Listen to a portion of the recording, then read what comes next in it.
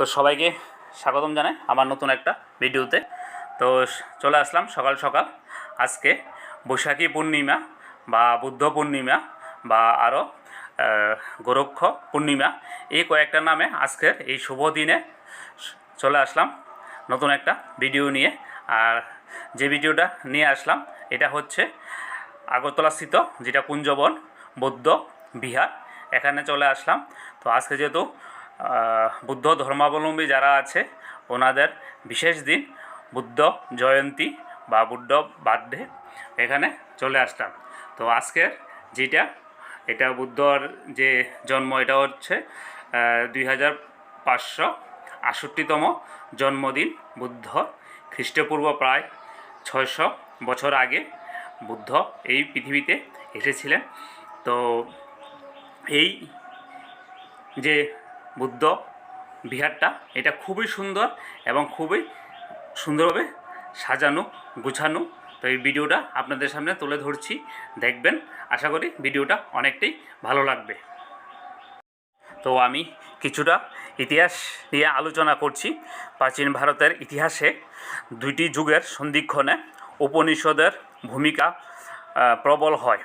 এমন সময় খ্রিস্টপূর্ব 623 অব্দে, মতান্তরে 566 খ্রিস্টপূর্বাব্দে বৈশাখী পূর্ণিমায় মনোলোভা শোভায় তুষার শৃঙ্গ হিমালয়ের কূলে শাক্য গণরাজ্যে, অধুনা নেপালের রাজধানী কপিলাবস্তুর নিকট লুম্বিনী উদ্যানে রাজা সম্বোধনের মহাপ্রজাবন্তী রানী মায়াদেবীর কাজকুলে আলো করে সিদ্ধার্থ জন্মগ্রহণ করেন। তো যে বুদ্ধ আমরা বলি যে ঠাকুর, ভালো নাম ছিল সিদ্ধার্থ।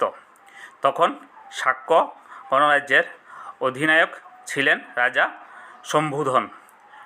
তো শাক্য বংশে জন্মগ্রহণ করেছিলেন বলেই সিদ্ধার্থের আরেক নাম শাক সিংহ বা শাকামুনি। বিমাতা গৌতমী দেবী সিদ্ধার্থের লালন পালনের ভার স্নেহভরে গ্রহণ করেন এবং সিদ্ধার্থের নাম হয় গৌতম। কথিত আছে সিদ্ধার্থ বা গৌতম আরও 449 বার বোধিসত্ত্ব হিসাবে ধরাধামে জন্মগ্রহণ করেন, আর এই জন্মই তার শেষ জন্ম। তিনি তার জীবদ্দশায় 45 বছর ধর্মপ্রচার করেন জম্বুদ্বীপে, অর্থাৎ বর্তমান ভারতবর্ষে। বিভিন্ন গণরাজ্য অর্থাৎ করু, কৌশম্বী, শ্রাবন্তী, মথুরা, কপিলাবস্তু, কুশিনারা প্রভৃতি অঞ্চলে পদব্রজে বহুজনের পরম হিতে সকলের সুখের জন্য তিনি তার মতাদর্শের মহান শিক্ষা ছড়িয়ে দিলেন। একে একে বুদ্ধের নিকট দীক্ষা গ্রহণ করেন মগধ রাজ বিম্বিসার, রাজবৈদ্য জীবক, ব্রাহ্মণ মহাকাশ্যপ, সারিপুত্র, মৌলগলায়ন। তিনি সশস্ত্র যুদ্ধের পরিবর্তে প্রেম, মৈত্রী, অহিংসা, করুণা, মানবতাবাদী যুক্তির মাধ্যমে জাতি, ধর্ম, বর্ণ, সম্প্রদায়ের জয় করে আপন করে বুদ্ধ বা জ্ঞানের শরণ দিয়েছিলেন। এভাবেই বুদ্ধগণের নিকট ত্রিস্মৃতি বিজড়িত বৈশাখী পূর্ণিমা বা বুদ্ধ পূর্ণিমা গুরুত্ব সর্বোচ্চ ধর্মীয় উৎসবে পরিণত হয় বা পালিত হয়ে আসছে। তো এখানে বিভিন্ন বুদ্ধের যে গ্রন্থাবলী বিভিন্ন সময়ে প্রকাশ হয়েছে, এগুলা নিয়েও বিক্রেতা হাজির হয়েছেন এবং আপনারা এখানে বইগুলা পেয়ে যাবেন।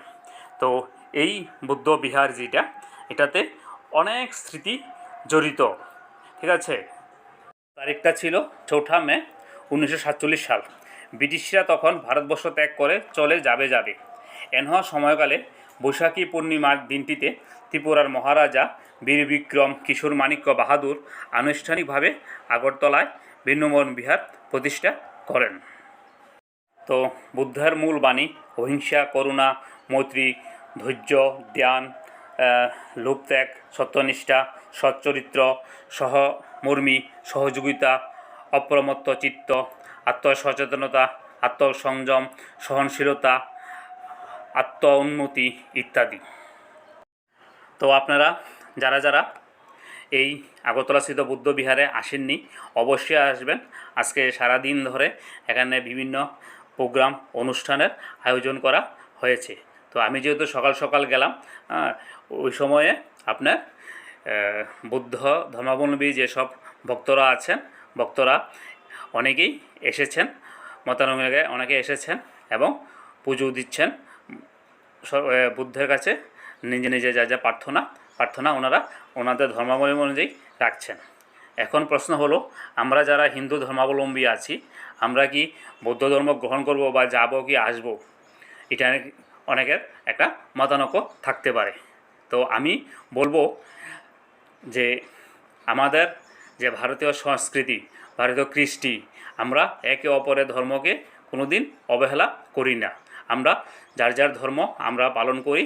আমরা ভারতীয় কৃষ্টির সংস্কৃতি আমাদেরকে এটাই শিখিয়েছে যে আমরা কারো ধর্মকে ছোট করব না, কারোকে আমরা ছোট করব না, যার যার ধর্ম তাতে পালন করব। আর বুদ্ধ ধর্ম বর্তমান বিশ্বে খুবই প্রাসঙ্গিক। তো আজকের ভিডিওটা যদি আপনাদের কাছে ভালো লাগে, আবারও বলছি আপনারা আমাকে সাপোর্ট করবেন, কারণ আপনাদের সাপোর্ট ছাড়া আমি বেশিদূর এগোতে পারবো না। তো তো এখানে বুদ্ধের অনেকগুলোই মূর্তি রাখা হয়েছে এবং এটা হচ্ছে আপনার মেইন যে মন্দিরটা বা যে বিহারটা এটা। তো আজকে যেহেতু সারাদিন অনুষ্ঠান চলবে, আপনারা অবশ্যই আসবেন। আর যারা অনেক দূরে আছেন, আসতে পারবেন না, আমার ভিডিওটা দেখে সবাই বলবেন যে বুদ্ধং শরণম গচ্ছামি। Thank you.